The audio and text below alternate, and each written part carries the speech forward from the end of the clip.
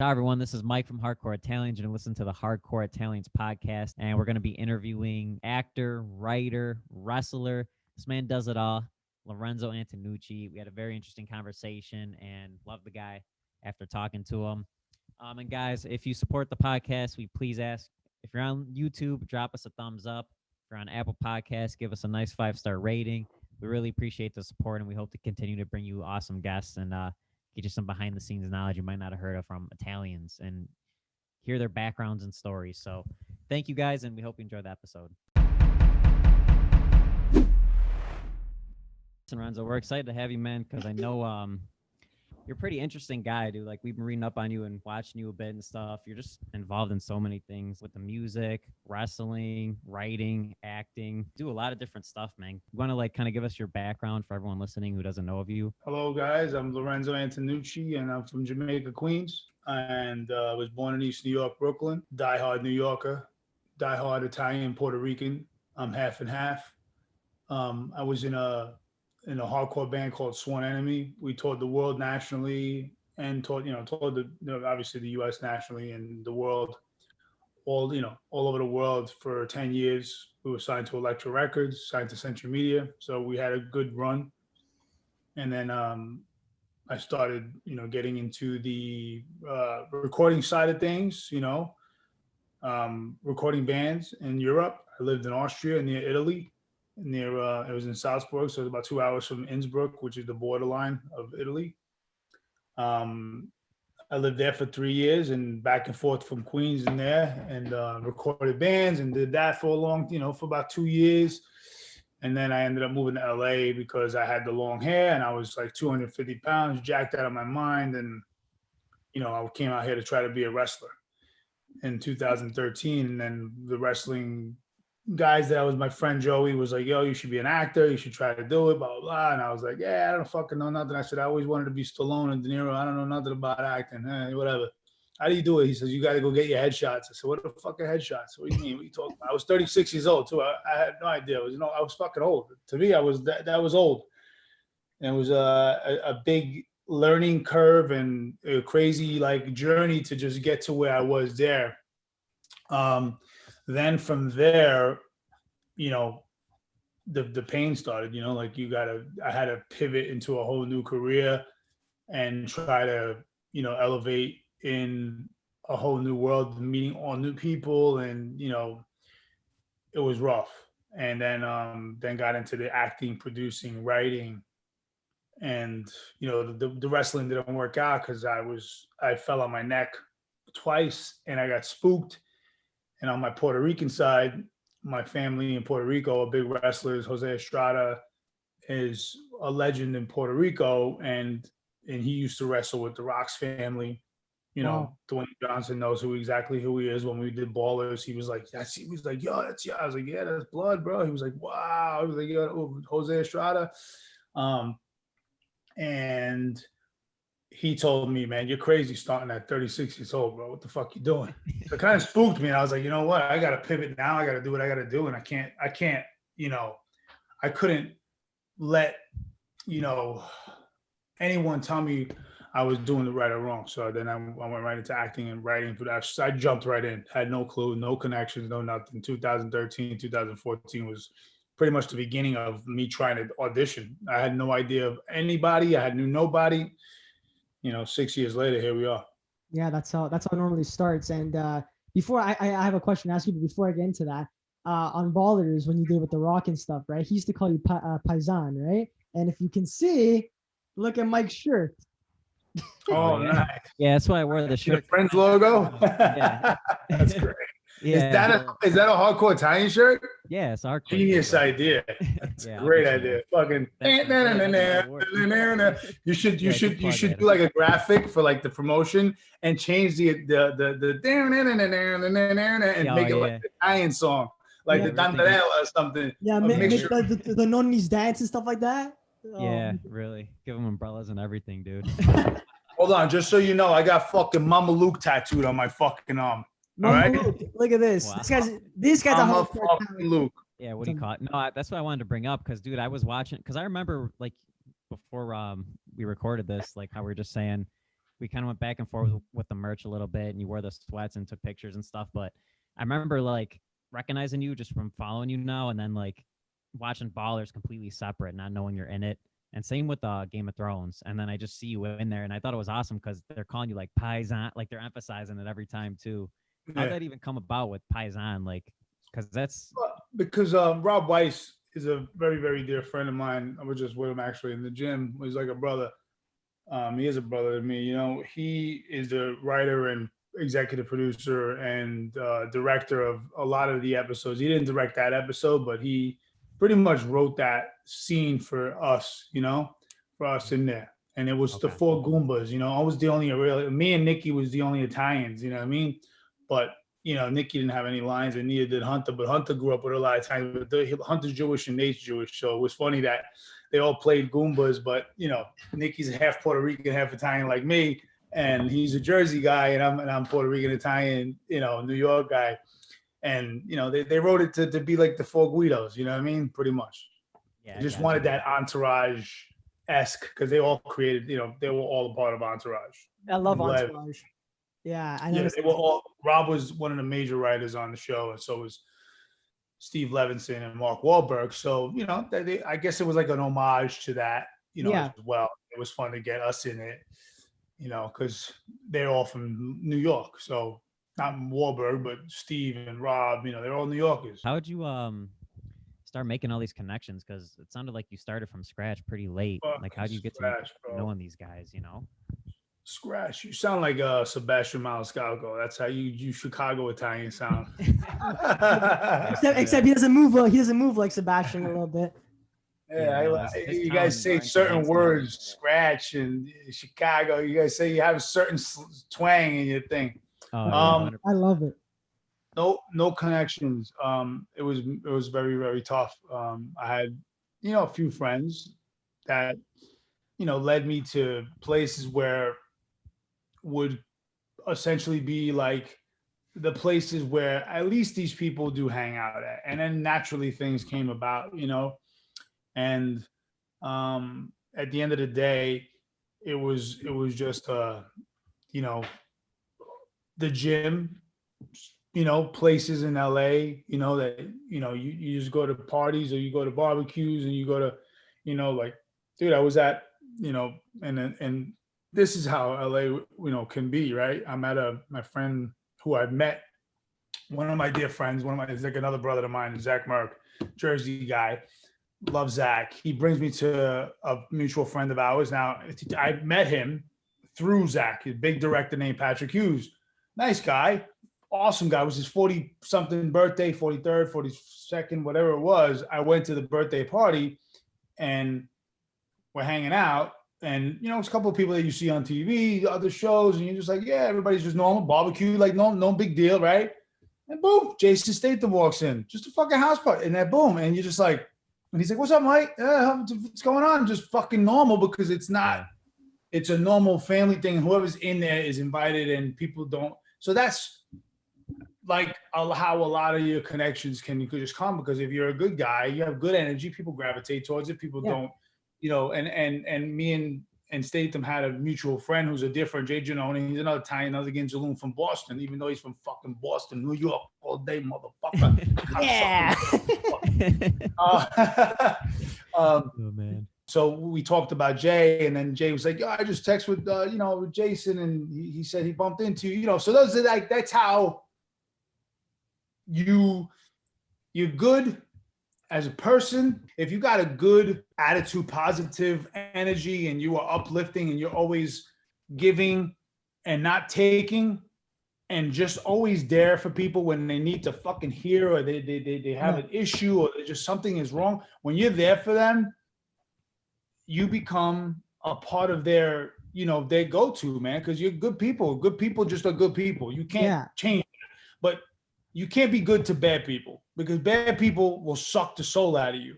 They're like snakes, man. Snakes or vipers, they suck the blood out of you, right? I know it's a cliche. And they're around. Yeah. And you do, and some people you end up loving and you care for them and you help them, and they still fucking bite you. Yeah. And it happens. And that's just life. But, you know, how I got my connections was about 7 years of just putting in my work.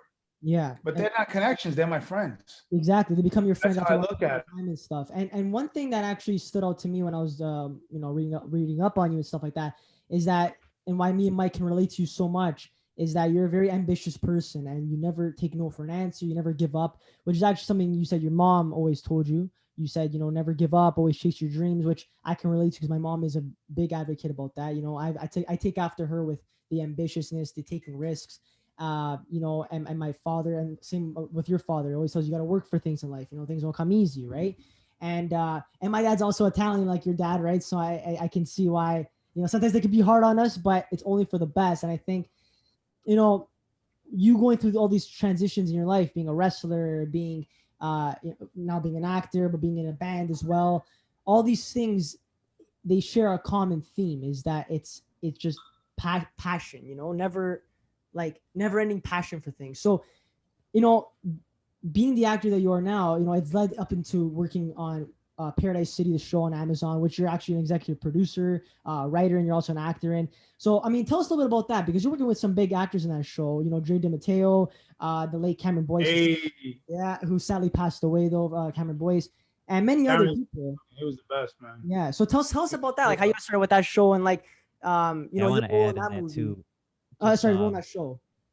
yeah, and just too, because I know you had a background in a band, like, and you're a writer on it. So I know I'm sure it like tied in. We're kind of curious how it all ties in and comes into play.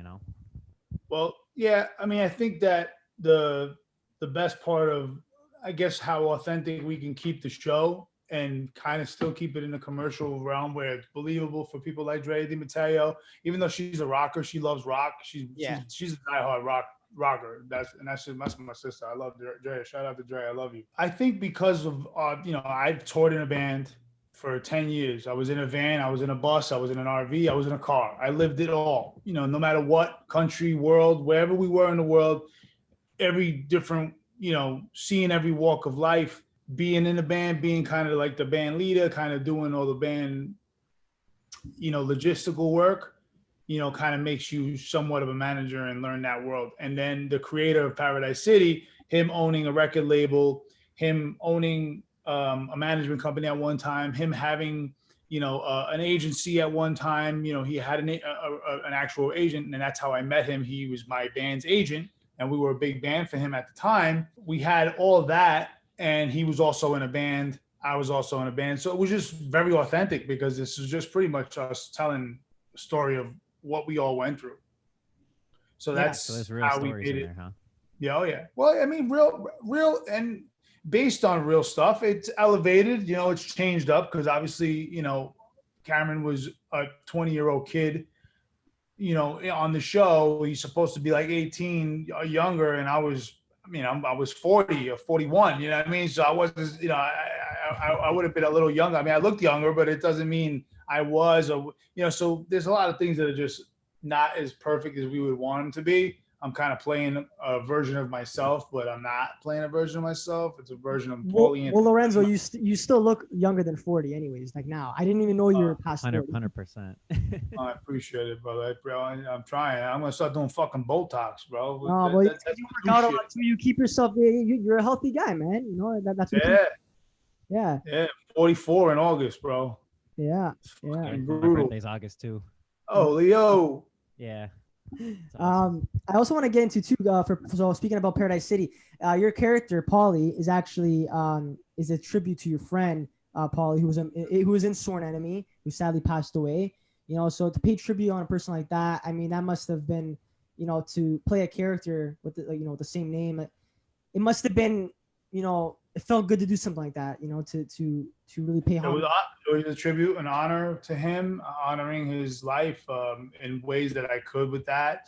I would love to do more for his family. He's got 2 kids, so that's a goal of mine. When I get on, I'm going to take care of, get those kids well off. You know what I mean? Like that's something that I'm manifesting. I love Paulie. He was a brother.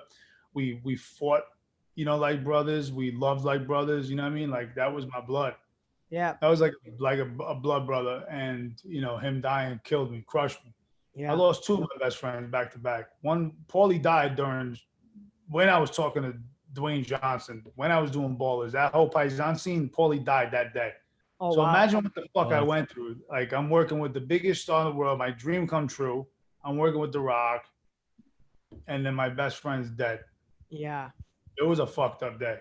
Yeah. It was fucked up. But you know, what am I gonna do? You know, life is very tricky. So You're you full gotta of let people. surprises, that's for sure. Yeah.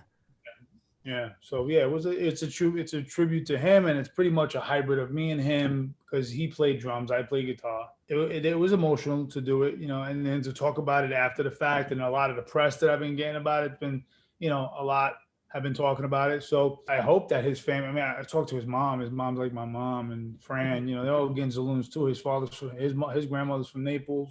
Yeah. And the pizza again, forget about it. My father used to say, he made the pizza again like this. And if you're really Italian, you know what this means. You know what I mean? My father's a fucking Ginzaloon, like you know, he came here in 1960. He was Oh, so 29 to yeah. Italy. I mean, I saw a picture. I saw a picture of your dad. Wasn't it his birthday recently? April 22nd. Yeah, he turned 89. He's gonna be 90, bro. It's fucking Yeah, crazy. yeah, God bless, man. That's Fucking nuts, bro. he looks It's great nuts. for his age too, man. I don't know. Is it like what is it? Is it the food you guys are eating? Like what's it? Is it the genetics? What the Antonucci's look fantastic. Well, I appreciate that. I think it's also the, you know, my father. I mean, he only eats bread and oranges. He's a nut job. I love him. Oh, so he's like Marlon Brando in The Godfather. Brother, yes. And there's a great picture. I wish I had my phone. I do have my phone. There's a great picture of him. He's eating and oranges. my grandmother was born 1896, and my grandfather was born 1895. They came to America when they were 20, in their teens, and they met like 1912, 1930, Yeah. straight up. My grandparents, not my great grandparents, my fucking grandparents on my Yeah. Italian side. Mhm. So that generational gap is very large, is what I'm trying to say. Yeah, very. I get you. But yeah, look at this picture of my dad right here. Let me see. That fucking looks like a stud. Oh my God, look at him. Yeah, He it's was, I awesome. think this was his 88th or 88th or 87th You guys birthday. both wearing leather jackets too, eh?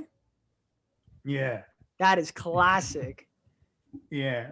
I love So that. he the other day, I have a good story about him. Yeah. The other day, he calls me and he's like, "Yo," he goes, "A lot." He calls me Larry.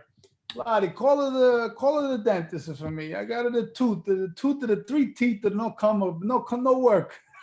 I said, all right, yeah, Dad. I said, what the fuck? I said, Dad.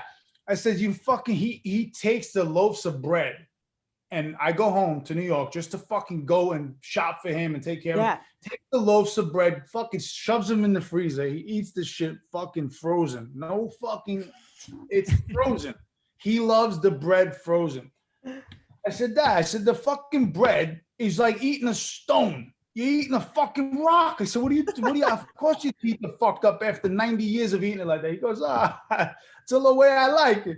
It's the way I like Oh, it. the Italians eat rocks as it is, so for him it's normal. Oh, Yeah, This is where it gets deep. That's funny. I said that. I said,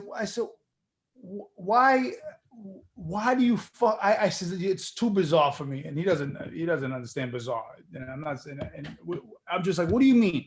He goes, your grandmother, my mother, when we was in the war, meaning World War II, he was 15 when it ended. So imagine what the fuck, you're not far along from 15. So imagine being fucking from like 7 to 15, what you've seen in life. It's a whole nother world. What we're going through is nothing compared to what they went through. And yeah, huge comparison of what happened during World War II and what happened in that time was just brutal. So he says, you know, so they used to give coupons, and you get a loaf of bread and a can of beans for the family, like depending on how many people. And this is serious. He goes, so your grandmother used to put the bread under the bed. She put the bread under the bed so nobody could take it, and then you used to go bad, and she would cut it a green. I was dying, and it was a hot. I like it like that. That's the way I eat it. And I'm like, you nailed the accent too. I love it. Yeah. Oh yeah, I can't wait to play like an Italian accent for a film. Oh my God, that's I just talk like my dad all day. And it's so much fun. awesome. Yeah. Well, Yeah. you know, I love that actually, story. you know what, Mike, I think we should, I want to bring up a bit, because again, Mike's the owner of Hardcore Italians. I want to get into your background about Italian. Obviously, you're half Italian, half Puerto Rican. Italians, we're known for, for being like family oriented and togetherness and community. And that's what Mike's trying to portray with his page and his brand and everything, right? So I guess, like, how was your upbringing, especially like in you said Brooklyn you grew up in, right? I grew up in Queens, and I grew up in some parts of Brooklyn. I was born in East New York, Brooklyn, and then we moved to Queens when I was 3. My father's used to have a house in Greenpoint. That's my father's neighborhood. So he would take me there as a kid. So I grew up with that Italian side of the family. It's that world that I grew up around, my father's side. In my neighborhood, I lived near Howard Beach. Now, that's the home of John Gotti. Howard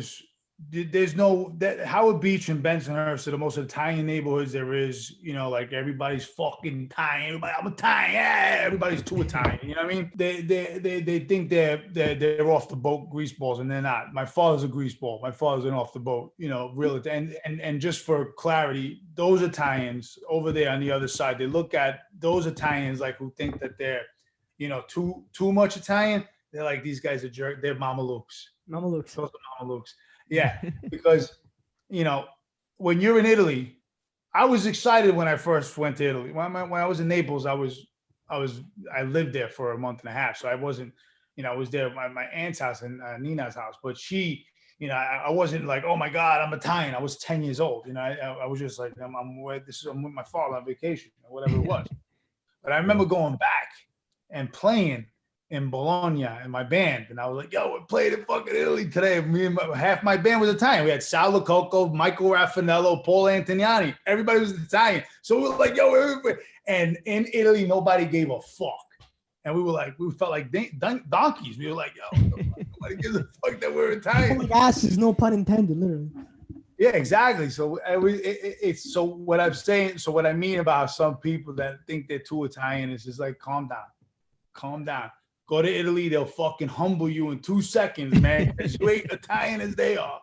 So yeah, that's what I mean. But like Howard Beach and Ozone Park, a lot of the John Gotti ran, he had the 101 Avenue, Ozone Park. There was that Cafe 2000, like all the famous shit, Hunting Fish, all that shit that he had, that was all Ozone Park and Howard Beach, all Italian neighborhood. So my father, and then growing up with Joe, who's like my second father, Joe Tamburino, he pretty much raised me. With my father, I worked in his body shop. He's like my dad. He's like my second father. He raised me too. You know what I mean? Like I worked for him for 10 years he made me a man. I was a 13-year-old knucklehead in the street drinking beer, being an idiot.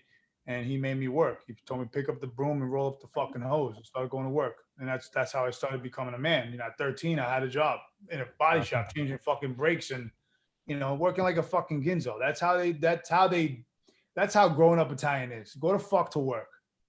You don't want to go to school? You're going to go to work. And they grab everybody here and they smack you around. Well, you do construction. That's it. Oh, yeah, of course. I did construction my whole fucking, I got my drills in the fucking, I got the dope fucking little fucking Makitas that fucking don't have belts. But I came out here with all my tools and I never looked back. I never had a I haven't had a swing. Oh, look at this hammer I got. You want to talk about fucking, this is the best fucking hammer. Look at this fucking hammer. That's a great framing hammer. That's a real framing fucking That hammer. is sick. Look at that. He walked, bro. That is nice.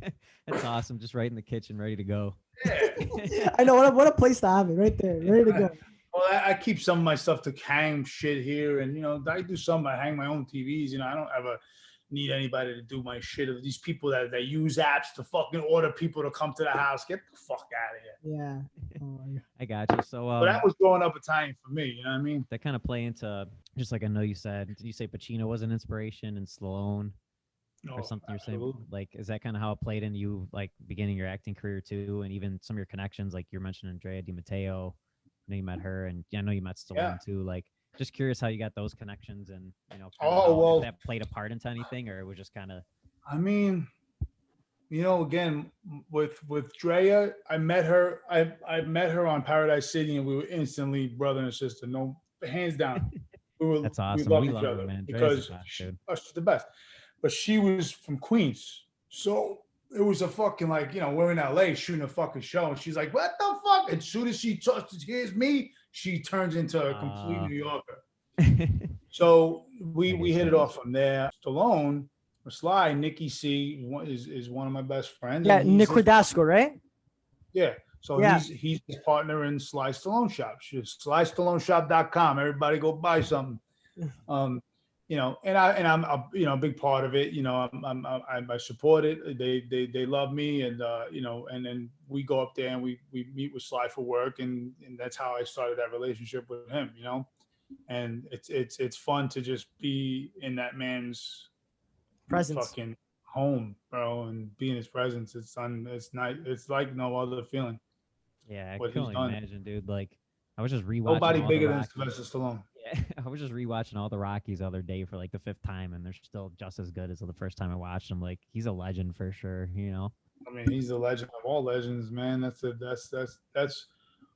you know, and he comes from nothing, so that's a fucking Yeah, Yeah. I great know. I great heard crazy indicator. stories about him growing up, but like, what's it like meeting them and talking to all these people? Because we see like, I feel like we see these people, on our TV all the time, but we don't know how they are in person ever. Like these are some big names you're talking to and whatever. Are they pretty much how you see them on film, or are they different? Everyone that is that I'm in their world, because I want to say it the right way. I'm in their world. They're not when like I'm in their world when I'm in their world, and they treat me like family, and they listen to me, and they look at you, and they want to know your opinion, and they're just regular people, man. Yeah. But they have they have bills to pay. They got a family. They got their daughters doing this, or their kids doing that, and Dre is always with her kids too. You know what I mean? Like they're just family. They do their family thing. It's just elevated on more wealth, and everyone is just happy, man. I mean, it's great to see people that you admired, and you like. I've never met De Niro, and I'm really close to his godson Tyler. Is a good friend of mine. He's an awesome dude. Him and his wife are fantastic, and Tyler De Niro looks like De Niro. You know what I mean? And it's his godson. Yeah. And he cool, man. But I've never met De Niro. I've never even been in the same. I've been in the same room when I went to the Irishman premiere, but I've never been in I've never met Pesci. I've never met Al Pacino, but I've seen them in maybe 1,000 feet away from me. But That's still pretty cool, man. oh yeah, yeah, it was, and Scorsese was there. Everybody was there at the Irishman premiere. That was a moment for me that I was like, wow, this is. I'm getting one step closer to working with any of these legends. But now it's all starting to happen. I mean, I worked with Travolta. I worked. I mean, I Yeah. just did. Well, well, Dude, well. Actually, I fucking- wanted to kind of get into that because you got a few films coming out with Bruce Willis, which I actually saw a picture of you guys on Instagram. Classic photo. I loved it. Yeah, Even the photo with Travolta, it's pretty awesome, man. He looks like the nicest guy in the world too, and obviously recipes to his wife. But I want to talk about some of your new products coming out too. You got a few movies of Bruce Willis. You got Reactor, which is coming out December 2021, which is pretty awesome. White Elephant that stars Bruce Willis, Michael Rooker, and Olga Kurylenko. So that's gonna be pretty awesome. And also John Malkovich. yeah, and also John Malkovich. Paradise City 2, the movie with Travolta and Bruce Yep. Willis, which is like the same title as the show, but completely different things. So I guess like talk a little about those roles you had, because again, like working with Bruce Willis, Travolta, these people, Michael Rooker, like these are the big names, man. Like and obviously like working with these people, like how does it feel? Like you get to learn off these people as well. You teach them a few things. Like I know they're legends in the industry, but I feel like everybody brings something to the table, and you're a great actor yourself. So what's Thank the you. process behind that? I mean, like when you first meet somebody, there's always like that, either you connect or you don't first connect, and you just kind of like work together, or, immediately I connected with Bruce. He was always nice because we were in the same hotel golf course thing, and we would have dinner every night as a family, kind of like the crew, and everybody had their own separate tables, but we all ate in the same place because we kind of were quarantined in this bubble. He would always come up, and I met him a few times out here, so he kind of was familiar with me. And then we had a mutual friend, my friend Skip Woods. We had a few mutual friends, so I was a familiar face to him, and we spoke a few times. And then I never had scenes with him then in the movies, but my character was a pivotal reason for what he's doing in the movie, his revenge. But he was cool, and we spoke a few times, and that was cool. And then we were shooting in 2 months later in Georgia again, and he's like, "Oh, yo," and then we just started to connecting more. And then when he sees me in Hawaii, he's like, "What the fuck?" So it just started. That's what Bruce and you know, Travolta is good friends with my other friend, so we met. I met him through him, and we sort of worked together. I mean, it'll look like we worked together on the show and in the movie, but it wasn't. You know, it was like stunt double stuff. Yeah. You know, but you know, it'll look like that I'm in the scene with him because you know it's him that's being kidnapped. But I don't want to give away too much. But it's a very quick, fun scene for me because it was just a fluke for me. It was kind of like out of nowhere. I got in this thing, so it was cool to do that. And now I got something, a major movie coming up in August that I can't really talk about until you know it's actually done because I don't want to jinx anything. And that's gonna be a mob movie. I'm doing actually 2 mob movies, and then Jersey Bread is a Jersey mob movie that's actually a really good script. It's a lot to do with the gambling and a lot to do with weed and somebody coming home from 15 to 20 years in jail and being completely spun out of control of how what weed's legal and they just did 15 years because of weed. Wow. And it's like culture shock and it's real, but it's real New York. I mean, it's real New Jersey, New York. You know, when I say New York, I mean Jersey. I don't want the Jersey guys to get upset. But you know, when you hear it, when you read it, and it's very authentic, and there's a lot of it's great for the mob genre. And Greg Russo, the director and writer, I believe in him, and I'm going to work with him, and we're going to do something awesome. We're going to make a great film. Another movie coming out too that's called The Free Fall. That's not done, and The Way. Those will be out too. That one's with Andrea Lando from Narcos and Sean Ashmore from Wolverine. That's a horror movie. Yep. And the Way is an independent dope movie. It's kind of like Dead Man Walking meets $1 Million Baby. And that one is kind of like I play this fucked up dude named Tyson. So that there's like 7 movies coming out in 2022. Yeah. That are in post production, and then me and Gino Caffarelli and Carmine, we shot and Lisa Lampanelli, we shot an awesome pilot. I can't talk about it, but we did something that's incredible, and I watched it. I love Gino too. And Jeremy Luke's in it. You know, we'll get Catherine Narducci in it, but she's fantastic. She's fantastic. I love Catherine. She's the best. She's my homegirl. Yeah, I love her. I think that's going to get picked up. I can't really talk about much about it because it's still like, you know, in post production, and it looks awesome. Shot another mob movie that Tom Sizemore plays my dad, and a lot of mob movies coming up too. Yeah, we're these are pilots. So these are 2 pilot. Well, one pilot's a mob movie, and then a mob show. Hopefully that goes and gets picked up, and then 2 are mob movies, and one's with a major star, and then one is independent that I'm doing with Greg Russo and Sal, and who else?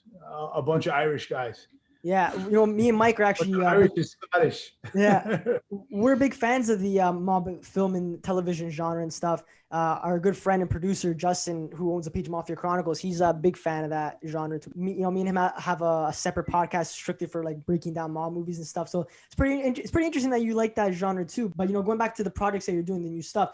You know, I'm also aware you have a comic book that you co-wrote, which is amazing. Night of the Cadillacs. That is fantastic. My dad's a big comic book collector. So tell us a bit about that. Like, what made you get into that type of realm of things? Well, me and my partner, Shawnee, who I've known for 21 years, good friend of mine, another brother, he came to me with an idea about 5 years ago, and we started writing it. It's pretty much supernatural gangs, like, you know, the Warriors meets Lost Boys. So it's like supernatural vampires and street guys, you know what I mean? There's like different, and it's all cultures, man, which is cool.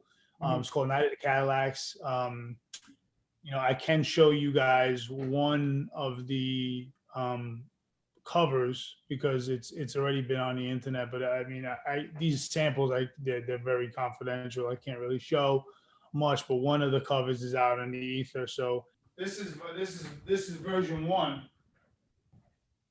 Let me see. Wow, that's sick.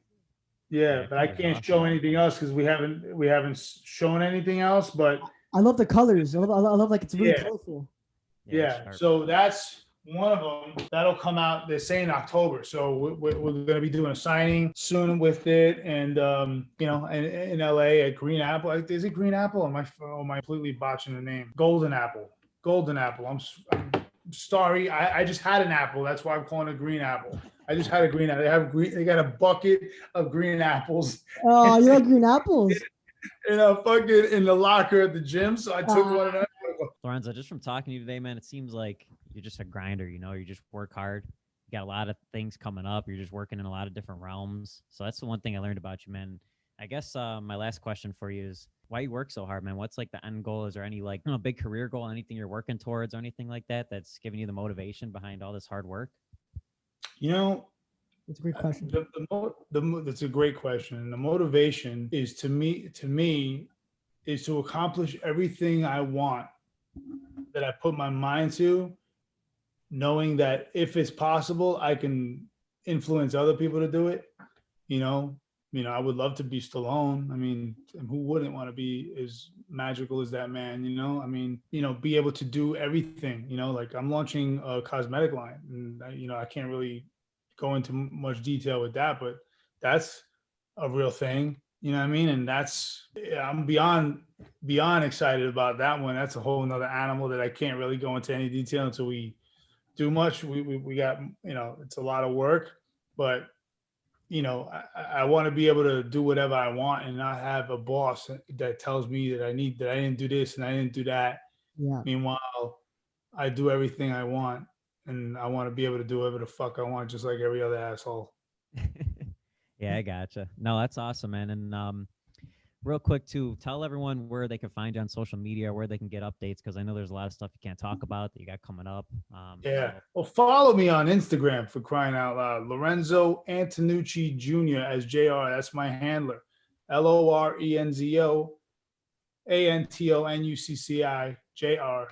That's my Instagram. And then at Real Antonucci on Twitter, and then Lorenzo Antonucci on Facebook.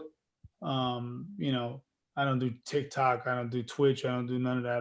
There's too many other things that knock and doc. I don't know none of these fucking things. It's too much for me to handle. You know what I mean? But I work with the essential ones. Snapchat, I got rid of a long time ago. I don't even know the Clubhouse. Get the fuck out of here, Clubhouse. If you're on Clubhouse, you ain't working. I don't even know how to use Clubhouse. I don't even know what it's. If you are on that was a pandemic time when people were on Clubhouse and people were doing that. And I'm not knocking people that are still on it because I don't know, they all have their own fucking way. But I was working. I broke my boy Gordon's balls so bad. I fucking call him right now. We're in Hawaii shooting. We're shooting a movie. Fucking massive, the biggest budget I've ever been on. And we're fucking in Hawaii, and I'm at the Four Seasons with him, and he's like, yo, jump in the room, jump in Clubhouse. I said, get the fuck out of here. We're working on a movie. I'm going to fucking jump on Clubhouse to talk with a bunch of people that say, how do you get into the music business? How do you get into the movie business? How do you break in? And then everybody's got a big opinion. Everybody knows everything. Everybody's been this, been that, been this. What the fuck you doing on there?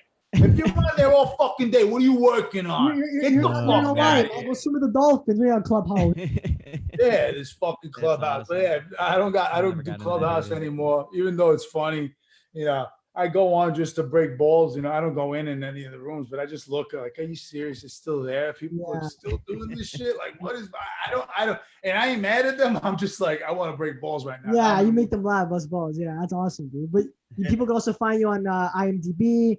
IMDb, Lorenzo Antonucci. And then you're on like Hollywood Reporter and stuff like that. You're on all these big media outlets, so people obviously can see a lot about your background and stuff. And hopefully from this episode, people get to know more about you and your upbringing and everything. And I can't wait to see these movies, man, with Bruce Willis and Travolta, man. Again, Reactor coming out December 2021, White Elephant, Paradise City the movie, and guys, remember to stream Paradise City on Amazon Prime. Lorenzo, you're great, man. It's a great show, and much success to you, man, and God bless. Yeah, Lorenzo, really appreciate having you on, man. Thank you guys. I appreciate it.